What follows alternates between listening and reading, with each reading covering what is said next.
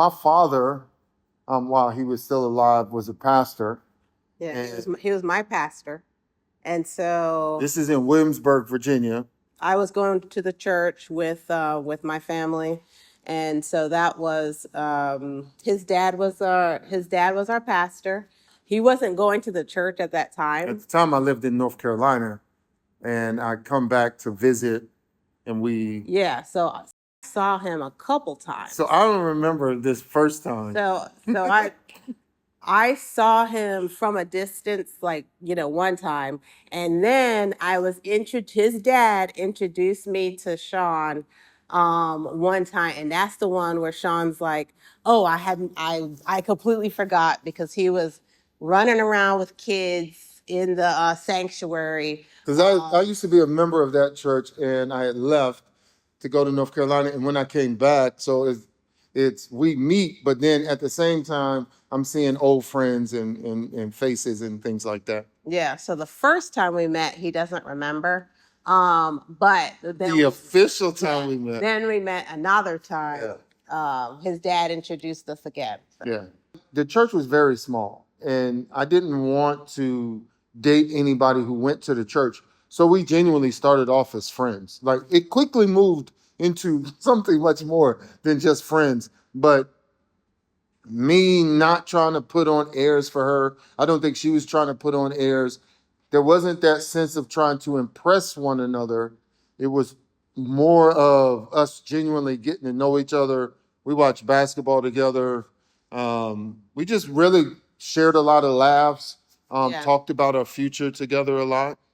It was really cool. We found a lot of commonalities, and I started sharing books with you, and then we'd have we had his birthday happened, and so I got him his first ice cream cake. You trying to embarrass me? Yeah. That was interesting. But it was fun. It was nice. We really started spending time together at the beginning of January 2007. Yeah. My father passed that May.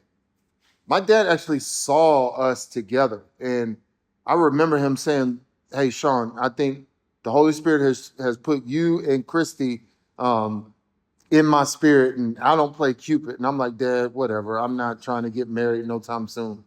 Before the year was over, I was on my knees asking her to marry me. And we actually got married December 1st, 2007.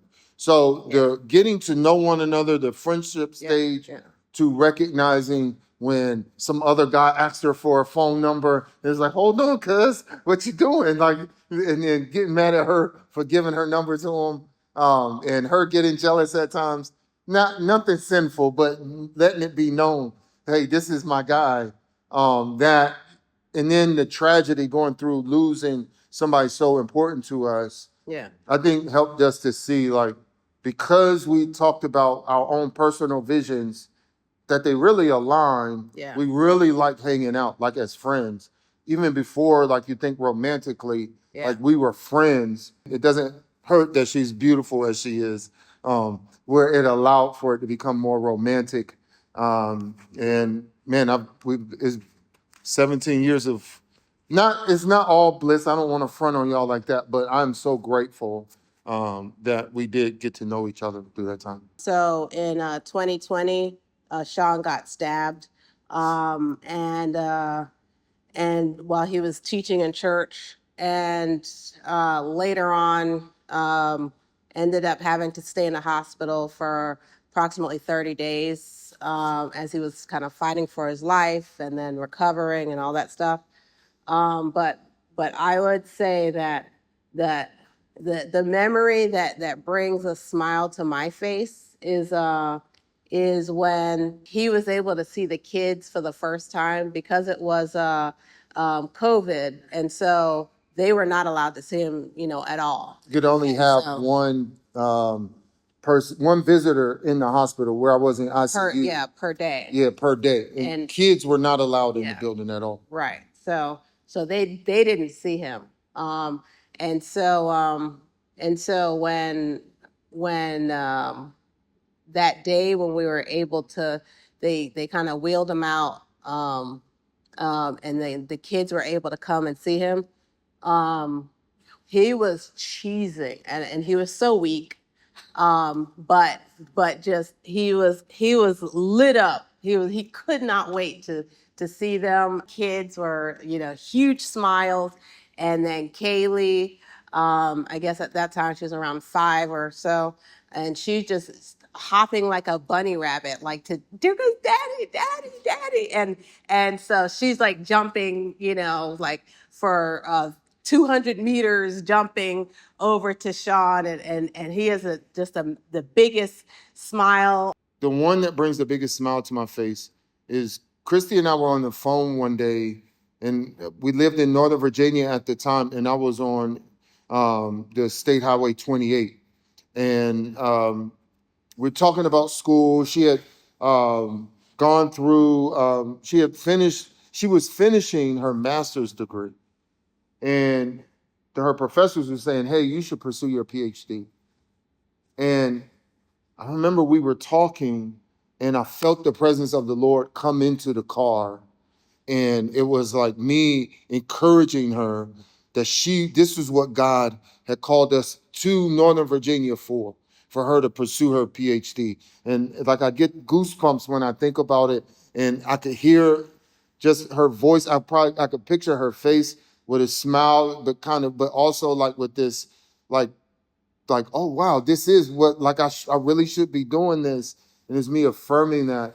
And it's such a great memory to me, because over the last 4 or 5 years since that's happened, it's like we receive a prophetic word about it. It's like he's been shining this jewel that he's casting in a crown, that more and more you see the beauty of it. And just to see kind of the unfolding of all the gifts that God has placed inside of her, the intellectual prowess that she has, those types of things.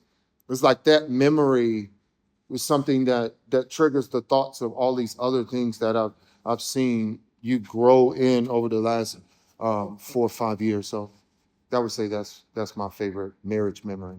Appreciate it. Yeah. The greatest lesson that I've learned, that Disney doesn't have it right on how marriage is supposed to go. It's not like happily ever after. There are ups and downs. Real life happens. Like she said, I got stabbed.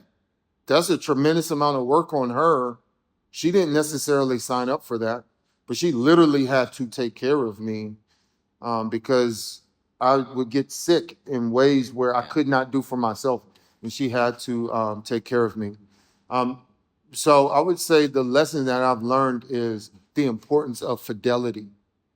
Like, one that's not as harsh, but something I think is real, is we have 4 kids. Our oldest sons are twins, and they did a lot of track. And when you go out of town for a track meet, if you're not aware of youth track meets, they last literally from sun up to sundown. Yeah. Because you have 8-year-olds all the way up to 18-year-olds. And it's just a long, long day. Yeah. And when it's 100+ degrees and you're 2 hours away from your house, she's not whispering sweet nothings in my ear. In fact, I don't even want her touching me because it's 100 degrees. But we're there together. Yeah, yeah. Hey, do you want something to drink? I'm going to go to the store. It's like uncomfortable, but we can count on one another to be there. I think that fidelity is the greatest lesson. I think it's what God wants for us, from us. But it's what she has for me, and what I believe I have from her, is that we are together through the good, the bad, and the ugly, and the great, the miraculous. Like when we first bought a home together, like all of that. We're going through it together. So fidelity is like a core kind of foundation lesson that I think we learned really early on, that Disney doesn't have it right. With the marriage being ordained by God, he has put certain things in me that needs to be given to Sean and shared with Sean. And likewise, there's certain things in Sean that needs to be, shared with me, and how we can, and really being able to sharing our lives with each other, can then, those areas where I'm weak, Sean can help to um, to strengthen that, or even to make it even, known, or make me aware, and vice versa. And so, at times where things may not, the way he may respond to a situation, or say like maybe lack of organization or something like that. Put me on blast like that. I'm not saying it had to be you that was the lack of the non-organizer, Yeah.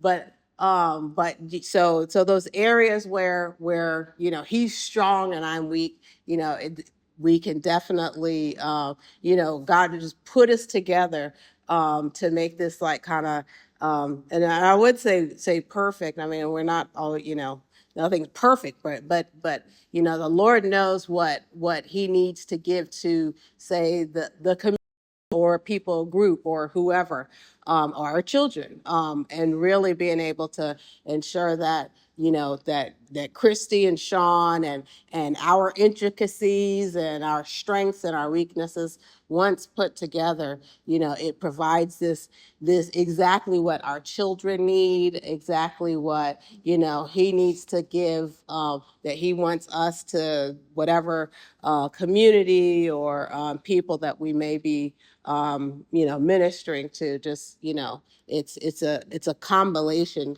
of, well, what he has given, to both me and to Sean. And I'll go back to before I even met Sean, and we were in a Bible study class, and it was really the first thing that I didn't even know about Sean. I just heard a voice in Bible study, and it was, he was answering a question, and I was just like, what in the? I was in the front, and he was in the back, and I turned around like, what in the? That was amazing. What was that? And my sister was sitting right behind me, and she was just like, "Oh, that's Sean." And I really, inside, I was like, "Man, I need some of that."